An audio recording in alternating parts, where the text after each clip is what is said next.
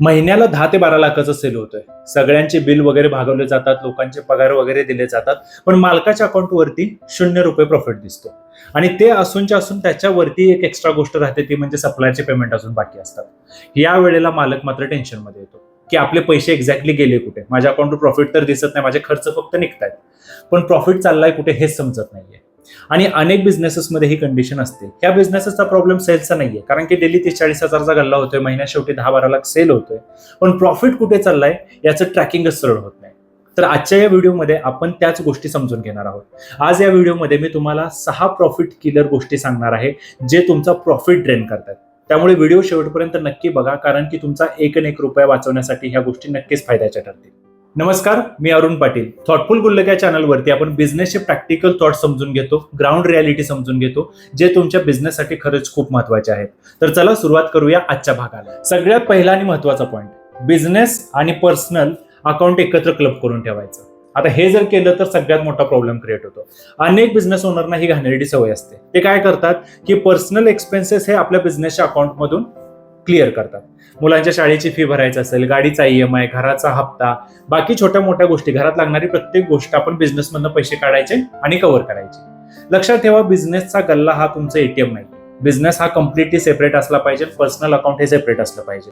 तुम्ही बिझनेसमधून महिन्याला फिक्स एक सॅलरी काढा, जी तुम्ही तुमच्या पर्सनल एक्सपेन्सेससाठी वापरू शकता. पण असं दररोज जर तुम्ही बिझनेसमधून पैसे काढून तुमच्या घरचे खर्च भागवत राहिला, पर्सनल एक्सपेन्सेस करत राहिला, तर मात्र पुढे अवघड होऊन जातं. कारण की महिन्याच्या शेवटी जेव्हा तुम्हाला लक्षात येते की मी पैसे इकडे वापरले, तर परत खिशातून पैसे तुम्ही बिझनेसमध्ये टाकता. आणि साधारण 1-2 वर्ष जर ही सायकल चालू राहिली, तर तुम्हाला वाटायला लागतं की माझा बिझनेस तर व्यवस्थित चालतच नाहीये, मला सारखे खिशातून पैसे बिझनेसमध्ये टाकायला लागतात. मला सुरुवातीला वाटत असते की हा, मी हे इझिली ट्रॅकिंग करू शकतो, पण हे पॉसिबल नाहीये. त्यामुळे एक गोष्ट कायम लक्षात ठेवायची, बिझनेसमध्ये पर्सनल अकाउंट आणि बिझनेसचं अकाउंट हे सेपरेटच ठेवायचं. दुसरा जो पॉइंट आहे तो म्हणजे तुमच्या बिझनेसमध्ये जे छोटे छोटे खर्च होतात त्याचं ट्रॅकिंग न करणं. अनेक बिझनेस ओनरना ही सवय असते की रोज काउंटरमधून छोट्या छोट्या गोष्टींसाठी पैसे देत राहायचे. म्हणजे समजा कोणी गेस्ट तुमच्याकडे आले तर त्यांच्यासाठी चहा आणायचं, स्टेशनरीचं साहित्य, कुरिअरचे चार्जेस, झेरॉक्स वगैरे आणलं, छोट्या छोट्या गोष्टींसाठी लागणारे पैसे आपण तिथं डेली बेसिसवरती खर्च करत असतो. आणि त्या छोट्या एक्सपेन्सेसचा ट्रॅकिंग आपण कधीच ठेवत नाही, ना त्याचं कधी बिल आणतो, ना ते एखाद्या ठिकाणी वहीमध्ये व्यवस्थित रेकॉर्ड करून ठेवतो. पण जर तुम्ही टॅली केलं तर हे छोटे छोटे एक्सपेन्सेस, समजा दिवसाला एक ₹500 एक्सपेन्सेस होत असतील, तर महिन्याच्या जवळपास ते ₹15,000 होतात आणि वर्षाकाठी ते 1.5 लाखाच्या आसपास जातात. आता हे जे एक्सपेन्सेस आहेत हे तुमच्या प्रॉफिटमधूनच जात आहेत. दिसायला भलेही ती अमाऊंट ₹500 असेल, पण वर्षाचं जवळपास 1.5 लाख प्रॉफिट तुमच्या अकाउंटमधून मायनस होतं, ही गोष्ट लक्षात ठेवा. त्याच्यामुळे बिझनेसमधले जे काही छोटे खर्च होत असतील ते प्रॉपरली ट्रॅक करायला चालू करा. जर तुम्ही ते प्रॉपर ट्रॅक नाही केले तर तुमचा प्रॉफिट तिथून ड्रेन होत राहणार, ही गोष्ट कायम लक्षात ठेवा. तिसरा जो पॉइंट आहे जो तुमचा प्रॉफिट ड्रेन करतोय, तो लिटरली कॅन्सर सारखा आहे बिझनेसमध्ये, ज्याला आपण डेड स्टॉक इन्व्हेंटरी म्हणूया. अनेक बिझनेस ओनर काय होतं की होलसेलमध्ये मार्केटमधून माल आणत असतात. आता होलसेलमध्ये जेव्हा ते माल आणतात, त्यांचा जो सप्लायर असतो तो त्यांना म्हणतो की आम्ही तुम्हाला थोडासा एक्स्ट्रा डिस्काउंट देतो, पण जास्त क्वांटिटी उचलायला लागेल. भावनेच्या भरात तो माणूस तिथे थोडेफार पैसे वाचतायत म्हणून तो स्टॉक आणून ठेवतो.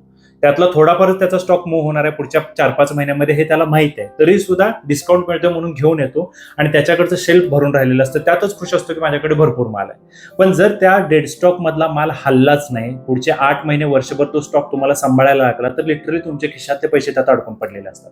आणि अशी कंडिशन जर वारंवार बिझनेसमध्ये करत राहिला तर तुमचे प्रॉफिटमधले पैसे नेहमीच तिथे अडकून राहतील. आणि इन केस जर त्यातला माल एक्सपायर झाला किंवा खराब झाला तर तो तुमच्या अंगावरती पडणार आहे, तुमचं लिटरली नुकसान होणार आहे. त्यातनं ₹1ही तुम्हाला मिळणार नाही, तो सगळ्याचा सगळा माल तुम्हाला फेकायला लागणार आहे. त्याच्यामुळे स्टॉक मेंटेन करत असताना तुमची मंथली इन्व्हेंटरी कशा पद्धतीने मूव्ह होते त्याच्यानुसार स्टॉक करण्याचा प्रयत्न करा. चौथा जो पॉइंट आहे जिथे आपला प्रॉफिट ड्रेन होतो, तो म्हणजे डिस्काउंटचा. आता तुम्ही म्हणाल की धंदा करायचा म्हटल्यानंतर डिस्काउंट तर दिलाच पाहिजे. येस, ऑब्व्हियसली तुम्ही तुमचे सगळे प्रॉफिट मार्जिन कॅल्क्युलेट केलेले असले आणि प्रॉपर तुम्ही डिस्काउंट जर फिक्स डिस्काउंट देत असला तर तो विषय वेगळा. पण अनेक बिझनेस ओनर्स काय करतात की नवीन एखादा कस्टमर आलाय किंवा ओळखीचा कस्टमर आहे, जुना कस्टमर आहे, म्हणून त्याच्यासाठी स्पेशल ऑफर म्हणून इन्स्टंट जागेवरती 5%, 10% असे काहीतरी डिस्काउंट देतात. आणि असे जर डिस्काउंट्स दिले आणि ह्या डिस्काउंटची टॅली जर आपण मंथ एंडला काढली किंवा वर्षाच्या शेवटी काढली, तर ह्याच्यामध्ये सुद्धा आपण जवळपास ₹50,000 ते ₹60,000 डिस्काउंटवर वाया घालवतो. आणि अनेक बिझनेस ओनर्स हे लिटरली करतात फक्त कस्टमर अक्वायर करायला. पण जेव्हा कस्टमर तुमच्याकडून डिस्काउंटवरती माल घेतोय त्यावेळेला तुम्ही तुमच्या प्रॉफिट मधला एक पोर्शन तिथे डिलीट करताय. आणि तुम्ही जर तुमचं नुकसान करून दरवेळी माल विकत असला, तुमचा ठरलेला जो प्रॉफिट आहे त्याच्या खाली जाऊ नका. त्याच्या खाली जर तुम्ही केला, तुम्हाला माहिती आहे की तुमचं नुकसान नाही होत आहे, तुमचा प्रॉफिट मरत नाहीये, पण प्रॉफिटचं जे मार्जिन आहे ते तुम्ही रिड्यूस करत चाललाय. आणि तुम्ही जर प्रॉफिट मार्जिन नेहमी रिड्यूस करत राहिला तर पुढे जाऊन ते तुमच्यावरती बर्डन येतं. तुमचं प्रॉफिट एक्झॅक्टली कुठे चाललं हे लक्षात येत नाही. त्याच्यामुळे शक्यतो तुमचे प्रॉफिट मार्जिन फिक्स ठेवा आणि डिस्काउंट देण्यावरती भर अजिबात देऊ नका. आता 5वा जो मुद्दा आहे तो आहे कॅश फ्लो विषयीचा. अनेक बिझनेस ओनरला लोकांना माल उधारीवरती देण्याची सवय असते. आता माल उधारीवरती देणं हे चुकीचं नाहीये, पण त्याची रिकव्हरी सुद्धा टाइमली होणं तितकंच गरजेचं आहे. कारण की एक गोष्ट लक्षात ठेवा, जेव्हा तुम्ही धंदा करत असता, सॅलरी तुम्हाला टाइमवरती द्यायची आहे, तुमचं रेंट भरायचं आहे, त्याच्यानंतर टॅक्सेस जे काय असतील त्या सगळ्या गोष्टी टाइमली असतात. इथे तुम्हाला कोण कन्सेशन देणार नाही किंवा तुम्ही 4-5 महिन्यांनी द्या असं कोणी तुम्हाला म्हणणार नाही.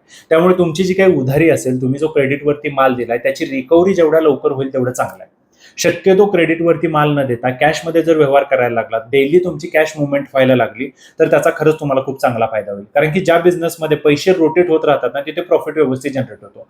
पण जिथे पैसे उधारीमध्ये अडकून राहायला चालू होतं तिथे प्रॉफिट जनरेशन कमी होऊन जातं आणि कधी कधी सर्व्हायवल सुद्धा करणं मुश्किल होऊन जातं. त्याच्यामुळे तुमच्या बिझनेसमध्ये उधारीचे व्यवहार शक्यतो कमी करा आणि जर व्यवहार करतच असाल तर त्याची रिकव्हरी किती फास्ट होईल याच्यावरती विचार करा. 6वा जो पॉईंट आहे, या पॉईंटमध्ये आपण लिटरली असं म्हणू की आपण मेंटली स्टक झालेलो असतो. काय होतं की आपण धंदा व्यवस्थित चालू करतो, 4-5 वर्ष झालेले असतात, मग आपण एवढं रिलॅक्स होऊन जातो की आपण फक्त महिन्याचा सेल किती चाललाय त्याच्यावरतीच फोकस करतो. त्या महिन्यामध्ये 10-12 लाख गल्ला झाला, ओके, पण त्या महिन्यामध्ये प्रॉफिट किती निघालाय, ग्रॉस प्रॉफिट काय होता, नेट प्रॉफिट किती राहिला, आपण त्यात काही एक्स्ट्रा पैसे टाकले का, बिझनेसमधनं पैसे कुठे ड्रेन झाले, ह्या सगळ्या गोष्टींचं प्रॉपर अकाउंटिंग टॅली झाली पाहिजे.